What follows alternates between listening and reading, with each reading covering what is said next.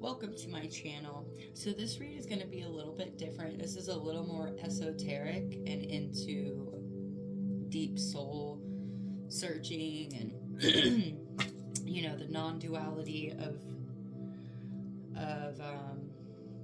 the non-duality side instead of duality. And for those who don't know what I'm speaking about, duality being black and white and positive and negative, two sides of the same coin, but with non-duality, which is what this one signifies. It talks about, that point after you find your gem, after you find that diamond that was formed in the darkness under pressure. This beautiful gem. Going through your shadow work. That's actually books that I have here, all these shadow books. Embracing the darkness. It's getting out on paper everything that you had experienced that has brought you to the point that you're at, shining and polishing that diamond that you've become, because you've made it through all of these dark times that were immensely stressful and just trials and tribulations that really pushed you, a lot of pressure, but it's formed you into who you are so that you can find that diamond, so then you can experience that non-duality, which is the veil lifting, seeing our simulation, our holographic setup here that we have been gifted with, and that life is a gift. And once you find out that there is no good and bad, it's just how you handle the situation. Are you going to handle it with grace and compassion?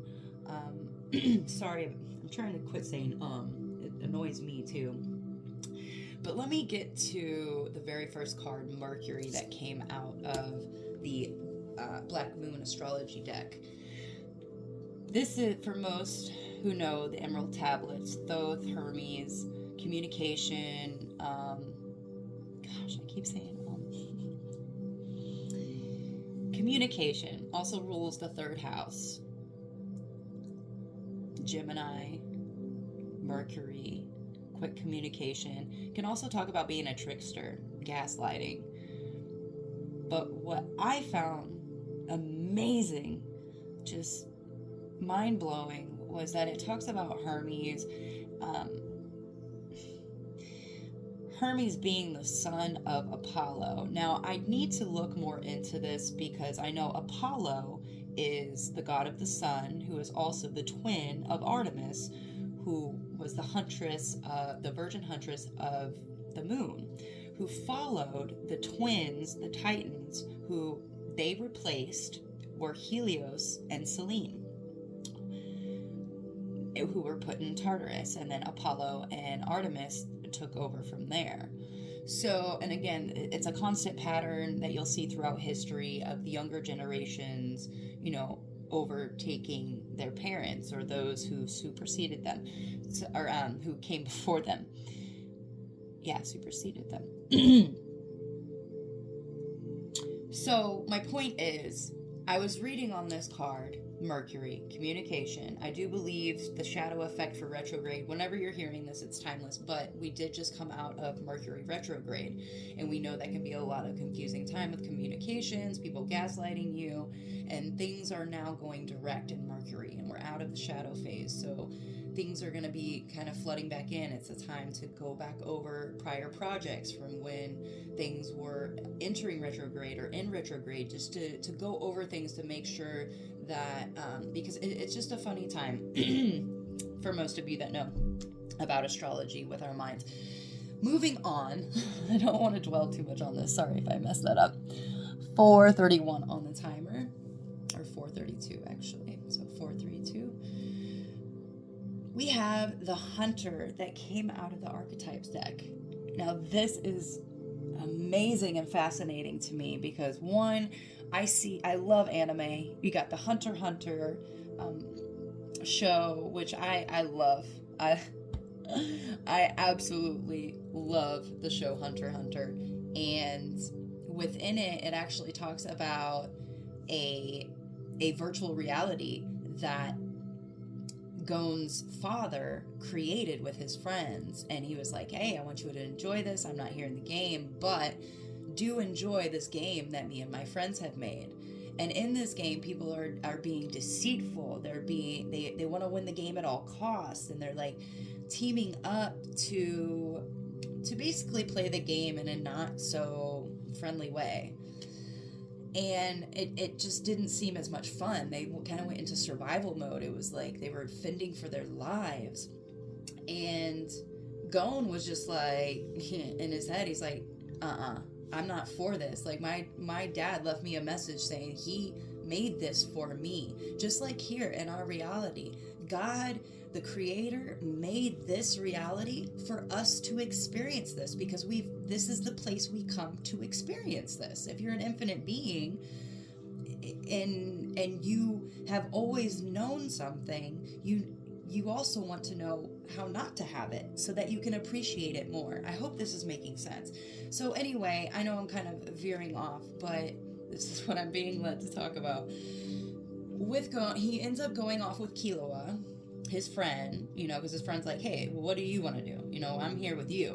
And he goes, I'm sorry, but I'm going to go do this and enjoy this game. And I'm going to, he wants to work his way from the bottom. He wants to enjoy all the levels. He wants to enjoy all the lessons. He wants to get all the points. He wants to power up and level up with his friend and do it the right way.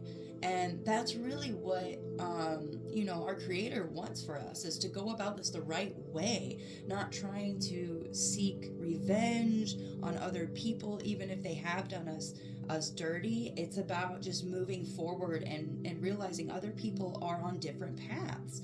And we might have been there at one time, and to show compassion, but also not being a people pleaser, not letting people step on your toes and take advantage of you. So again, let me come back to, but again, Hunter x Hunter is really cool, and it's very cool how it correlates with this experience that we are all going through on Earth School. So the Hunter, again, Artemis. So it's talking about the twins. It was talking about Apollo here, and then in the Hunter, two completely different decks, and the first and the second card. Mind blown. I love it. And that's not even the best part.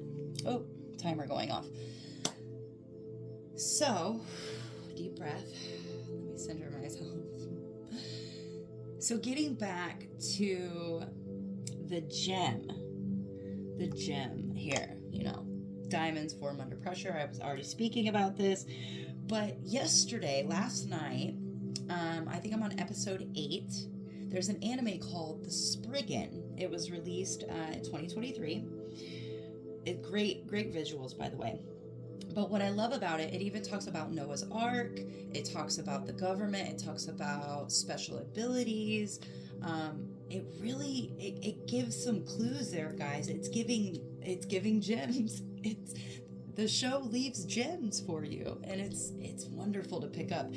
So in the show last night, there was a crystal skull, and I wrote it down. I write signs down when things pop up that I feel like I should do some more digging into and see what their root meanings are. I write them down in my notebook. So tell me why this morning when I pull this card, at the bottom here, if you guys can see this, it says go deeper. Legend of the crystal skulls. Okay? I'm sorry if that's not out of focus. When I get more money, or actually get money for doing this thing, I will get a better camera to help you guys out. But just take my word for it. And then it goes into the 13 skulls, and how when the development of humankind has gotten to a certain point, it will be released. Now, if anybody knows about the story of the Emerald Tablets, there was a family that was holding them. They were asked to keep them safe until somebody came to get them. And a man had the vision to go to these people, met them. They took him in, and he literally just took the plates and left when they went to go get tea. It wasn't stealing. He was there to pick them up. And it was kept safe and hidden so that it got into the right hands, nobody corrupt, so society, so humanity can get the information that they need to continue forward and to heal and to prosper and to evolve and to change, because that is the constant here on this planet. Everything is always changing. If you are stuck, if you are stagnant, if you're staying in the same energy, you're going to end up hitting a brick wall. Okay, so I'm hoping all of this is tying in. If not, it's just a lot of really cool sporadic Easter eggs and gems here. So, something about twins. Oh, that's okay. Thank you, Spirit. Artemis and Apollo, the moon goddess and the sun god, right?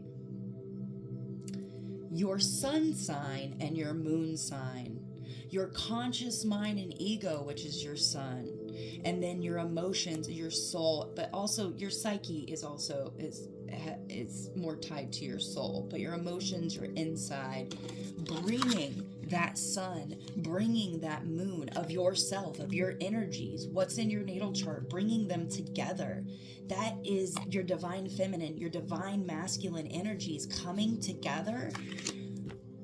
So this gem, this diamond that you are, is out and polished and shiny, and then you get to experience this non-duality, the God self, the power within you, but actually seeing it in every living thing, every even not living thing. You will notice, you will see for yourself once you have merged this left brain, right brain, decalcified your pineal gland, and merge the sun and this moon within yourself, your energies, to become whole, the light and the dark, to find that diamond within you, to be the one. You might also be seeing a lot of X's. Even Hunter x Hunter is 2 X's. I swear to Goddess, and I love it. Anyway, I'm gonna leave that there. Please, everybody, look at your natal charts. Look at what your moon is, look at what your sun is, start doing shadow work, and enjoy this beautiful journey that has been created for us. It really is amazing when you start learning your abilities and your powers, and it is the healing journey. It is the healing journey, and then it turns into just this amazing experience of like a real life, I don't want to say video game, because I don't want people to think that this is a joke and just a game, but it's both. It's serious and it's a joke. It's fun, and then it can also be sad. It's good and it's bad. It's everything. It's wholeness. It's oneness. It's non-duality. And I love you guys. Namaste. My light loves the light in you. And until next time. Bye.